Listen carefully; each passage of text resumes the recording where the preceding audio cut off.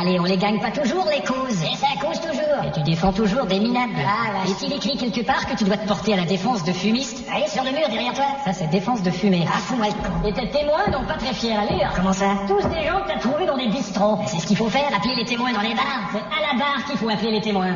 Il y a qu'à prononcer correctement. C'est ton client qui a tiré. Il a pas tiré. Sa chemise était tachée de sang. C'est pas parce qu'elle était tachée de sang qu'il a tiré. D'accord, et qu'est-ce que vous allez faire maintenant? Je sais pas, on va tâcher de s'en tirer. C'est ce que je te disais. Il ferait mieux de conserver tes énergies pour la cour. Alors justement, c'est l'heure d'y retourner. Et tu vas m'entendre. Ça m'étonnerait, mon vieux. Je mets le verrou et je t'enferme dans les WC. Quoi? Comment ça, espèce de sang? Reprise de la séance, maître Foutier. Je suis prêt, votre honneur.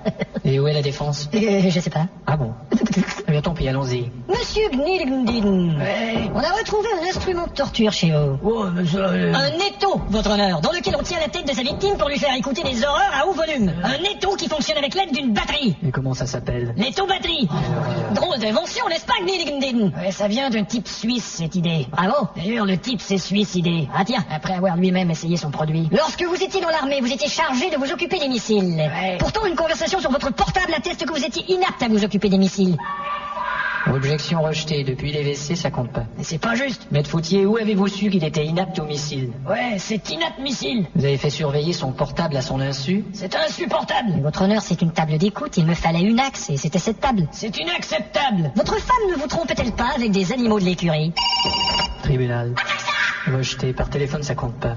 Continuez, Foutier, ça m'intéresse. Votre femme vous trompait avec des mules. Ouais, mais... Et plusieurs mules. Environ 6. Entendez, sa femme le trompe avec 6 mules. Maître Foutier, Mais- vous savez, parfois ma femme me trompe et parfois elle simule. Et un soir avec elle, vous avez perdu le contrôle et vous avez cassé des étagères. Maître Foutier. Votre honneur, qui peut bien briser des étagères? Je sais pas, moi, Bill Clinton. J'ai dit briser des étagères, pas baiser des stagiaires.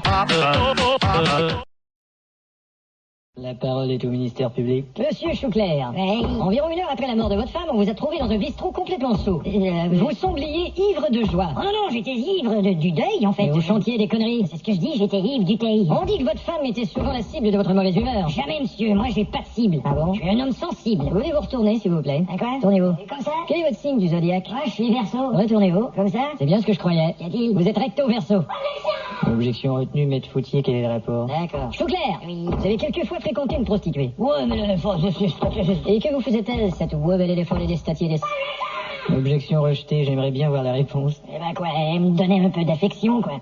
Et puis une pipe. Pardon? Et puis une pipe. Je comprends pas. Et puis une pipe, et puis une pipe. Hurrah. Votre femme ne vous reprochait-elle pas d'accorder plus d'importance au match de foot qu'à elle? Ça, c'est pas vrai. Est-il? Eh ben, un soir, d'accord, je regardais un match de foot à la télé. D'accord. Mais là, elle est devenue complètement dingue et elle s'est mise à tout casser dans la maison et à me frapper avec des objets. Ah bon? Alors là, j'ai essayé de la retenir, je me suis occupé d'elle. Mais elle avait pas le droit de dire que j'attachais plus d'importance à un match de foot qu'à elle. Et comment s'est terminée cette soirée? PSG 4, Marseille 3. Votre meilleur ami n'était-il pas amoureux de votre femme ou vice-versa? Non, monsieur, mon meilleur ami n'était pas amoureux de ma femme. D'accord. Par contre, il aimait bien vice-versa. Dans l'après-midi qui précédait l'incident, vous avez donné un spectacle de danse de claquettes. Ouais. Et des témoins disent que quelques secondes avant que votre femme tombe dans le précipice, Ouais. ils ont entendu des claquettes. Ça, c'est des conneries. Pourquoi? Vous croyez tout de même pas que si j'avais été le meurtrier de ma femme, j'aurais gardé mes claquettes? C'est très juste. Enfin, merde. J'ai terminé, vous pouvez aller vous asseoir. Merci.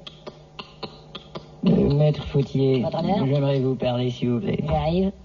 Alors, Oui. qu'est-ce que vous... Mais qu'est-ce que vous buvez, votre honneur? De la Suze. De la Suze, mais vous êtes bourré, votre Vous honneur. pouvez m'appeler Monsieur le Suze. Eh bien, monsieur Suze, je suis pas sûr que ce soit une bonne idée. Vous en voulez un petit verre? Non, merci. Vous avez un joli petit minois, vous savez. Votre honneur, ce que vous êtes en train de faire n'a rien à voir avec la cour. Mais bien sûr, puisque je vous fais la cour. Mais qu'est-ce que c'est que ce truc?